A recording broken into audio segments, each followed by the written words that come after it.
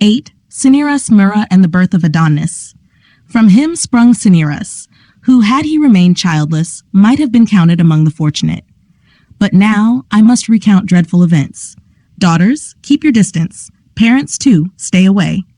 If my words sway your minds, don't credit me for this part of the tale, and don't believe it happened. Or if you choose to believe, believe also in the punishment of the deed. Yet if nature permits this crime to be known, I pity the Ismarian women and my own part of the world. I congratulate our land for being far from the regions that bore such an abomination. Let the Panchaean land be rich in spices and incense, but let it produce myrrh no longer if it's to be born of such a crime. Eros himself denies involvement. Myrrha, claiming his arrows didn't cause your downfall, nor did his torches. One of the fates lit this fire within you, with a Stygian brand and venomous snakes. It's a crime to hate a parent, but this love is a greater wickedness than hatred. Noble suitors from all around desire you, Myrrha, and youths from the entire East vie for your hand. Choose one among them, so that among them all, there's not one who is your father. She feels the weight of her guilt, struggling against her shameful desires, saying to herself, "Where am I being led by my emotions? What am I attempting? I beg you, O gods and natural affection, and the sacred bonds of family, forbid this sin. Protect me from such a great transgression, if indeed it is a sin." But it's said that the ties of parent and child don't forbid this kind of union. In other species, mating occurs without distinction. It's not shameful for a heifer to mate with her sire, or for a horse to mate with its daughter. The he-goat mates with his own offspring, and the bird conceives by the one who fathered her. Happy are those to whom these things are allowed. Man's laws have imposed harsh restrictions, forbidding what nature permits. Yet there are said to be nations where mothers unite with sons and daughters with fathers, and natural affection is heightened by a twofold passion. Ah, woe is me! Would that I had been born there and spared this fate. But why dwell on such thoughts? Forbidden hopes be gone. He deserves to be loved, but as a father only. Were I not the daughter of great Cinyras, I could be united with him. But now, because he is so near, he is not mine, and his very closeness is my undoing. As a stranger, I might stand a better chance. I yearn to flee far from here, abandoning my homeland, just to escape this sin. A consuming obsession anchors me here, in love, so I may behold Cinyras, touch him, converse with him, bestow upon him kisses, if nothing more. But can you dare hope for anything beyond, devious maiden? Do you not perceive the multitude of laws and boundaries you blur? Will you become both your mother's rival and your father's paramour? Shall you be called your son's sister and your brother's mother? And will you not tremble before the fates with their serpent locks, whom guilty minds imagine wielding their unyielding torches? Yet, do not entertain sinful thoughts so long as you have not committed any physical transgression, and do not violate the laws of nature with illicit embraces. Even if he were willing, the very deed itself forbids you, yet he is virtuous and reveres what is just. Nevertheless, oh, if only he were similarly smitten.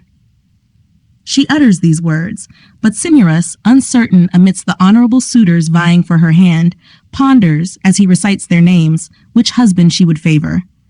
Initially, she remains silent, and casting a glance at her father's countenance, she becomes flustered, tears welling in her eyes.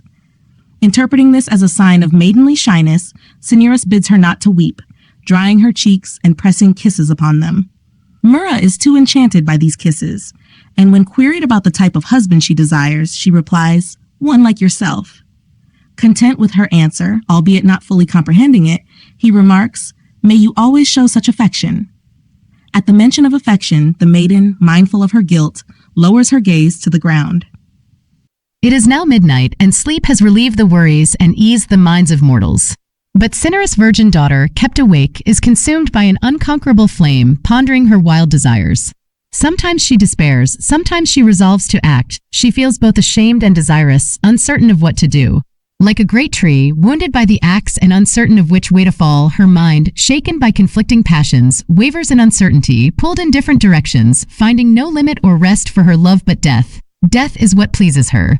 She stands up and decides to hang herself. Tying her belt to the top of the doorpost, she says, "Farewell, dear Cinyras, understand the reason for my death," and then fits the noose around her pale neck.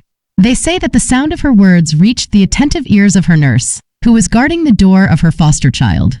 The old woman rises, opens the door, and upon seeing the instruments of the contemplated death, cries out, smites herself, and tears her bosom, snatching the girdle from her neck and tearing it apart. Finally, she has a moment to weep, embrace her, and inquire about the halter. The maid remains silent, looking upon the earth as though mute, and upon being discovered, regrets her slow attempt at death. The nurse persists, baring her gray hair and withered breasts, pleading by her cradle and her first nourishment to share the cause of her grief. Myrrha, turning away as she asks, sighs deeply. The nurse, determined to uncover the truth, offers assistance, promising to cure any passion with charms and herbs, spells, or sacrifices to appease the anger of the gods. But even now, she does not grasp the unlawful passion, only sensing a connection with love. She continues to entreat Myrrha, taking her in her aged lap as she weeps, assuring her that her diligence will help and her father will never know. Furious, Myrrha springs away, pressing her face into the bed, pleading for her to leave and spare her shame. The nurse insists, prompting Myrrha to either leave or stop asking about her grief, deeming it impious. Horrified, the old woman, with trembling hands and fear, falls at her foster child's feet, alternately soothing and frightening her with the consequences of her silence or disclosure. Myrrha, struggling to confess, covers her blushing face and murmurs about her mother's happiness in her husband. Understanding her, the nurse's white hair stands on end, and she tries to dissuade her from such a dreadful passion. But Myrrha is resolute. She would rather die than not be with her beloved. Live then, says the nurse, you shall have your, but she dare not say parent, and falls silent, confirming her promise with an oath. The devout women were currently celebrating the annual festival of Demeter.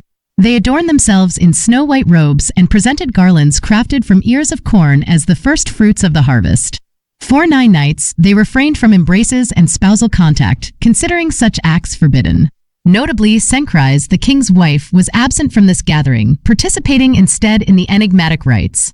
In the absence of his lawful wife, the cunning nurse seized an opportunity. Finding Cinyras inebriated, she spoke to him of a genuine passion, albeit under a false identity, extolling the beauty of a maiden. When he inquired about the maiden's age, she replied, "She is of the same age as Myrrha." Commanded to bring the maiden forth upon her return home, the nurse proclaimed, "Rejoice, my fosterling, we have succeeded." Despite the nurse's proclamation, the unfortunate maiden found no joy in her victory. Her entire being was consumed by sorrow, her heart heavy with foreboding. Yet, amidst her turmoil, she outwardly rejoiced, such was the conflict within her mind. It was a time of complete silence. Adonis, the herdsman constellation, had turned his wagon with the pole tilted towards the constellations of the Little Bear and the Great Bear. Suddenly, a woman appears, poised to commit a terrible act. The bright moon retreats from the sky and dark clouds obscure the stars. The night is stripped of its light. You, Icarus, conceal your ascending face. And you, Erigone, elevated to the heavens due to your love for your father, vanish as well. 3 times the woman stumbles, a foreboding omen. 3 times the mournful cry of an owl serves as a warning. Yet she persists. The darkness and gloom of the night shield her shame. In her left hand, she clings to her nurse. With her right hand, she blindly navigates the concealed path.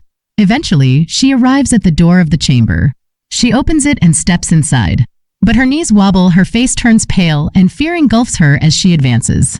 The closer she gets to committing her crime, the more she fears it. She regrets her attempt and wishes she could retreat unnoticed. The elderly nurse, frustrated with her hesitation, guides her forward. Upon reaching the high bed, the nurse declares, "Take her, Cinyras, she is yours." Thus, father and daughter are united in a horrifying bond.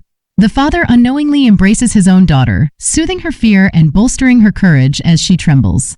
Perhaps they even addressed each other by names befitting their age, daughter and father, even amidst this act of horror. Impregnated by her own father, she departs the chamber. Sacrilegiously, she carries his progeny within her womb, a testament to their incestuous act. The following night, the crime is repeated, and so it continues. Finally, after numerous encounters, Cinyras yearns to discover the identity of his clandestine lover. When lights are introduced, he uncovers both the crime and the shocking truth. His lover is his own daughter. Overwhelmed with sorrow, Cinyras unsheathes his gleaming sword. Myrrha, spared from death only by the darkness and the mercy of the night, flees. She roams across expansive fields, leaving behind the palm-fringed landscapes of Arabia and the plains of Pangaea. For 9 cycles of the recurring moon she wanders. At last, exhausted, she reaches the land of Saba, struggling under the weight of her expanding womb. Torn between the fear of death and a weariness of life itself, she utters a desperate prayer. O gods, if any of you show mercy on the repentant, I deserve severe punishment, and I do not shy away from it. But grant me this, let me not pollute the living while I exist, nor the dead after I am gone. Transform me, deny me both life and death. Some divine power always listens to the repentant. At least, the last part of her prayer finds God's willing to answer. As she speaks, the earth closes around her legs. A root shoots out obliquely, pushing through her bursting nails and forming a firm base for a tall trunk. Her bones turn into hardwood. Her marrow remains at the center, her blood turns into sap, her arms become large branches, and her fingers become smaller ones. Her skin hardens into bark. The growing tree now engulfs her heavy womb and covers her breasts. Soon it will enclose her neck. Unable to bear the delay, she welcomes the approaching wood and hides her features within the bark. Though she has lost her former senses along with her human form, she still weeps. Warm drops of tears distill from the tree. Even in her tears, there is value. The myrrh that flows from the bark retains the name of its mistress and will be known throughout future ages. The child conceived in sin grows beneath the wood, searching for a way to escape his mother's womb. The pregnant part of the tree swells, and the mother is burdened. Her pain has no voice to express itself, and she cannot call upon Lucina, the goddess of childbirth. Yet, she seems to struggle in labor. The bending tree groans frequently and is moistened with falling tears. Gentle Lucina stands near the moaning branches, lending her hand and speaking words to aid the delivery. The tree splits open, with the bark cracking to release the living burden. The child cries. The naiads, water nymphs, lay him on the soft grass and anoint him with his mother's tears. Even envy itself would praise his beauty. He resembles a picture of the naked god of love, Eros. But to make the comparison perfect, neither should he be dressed differently, nor should anything be added or removed from their polished quivers.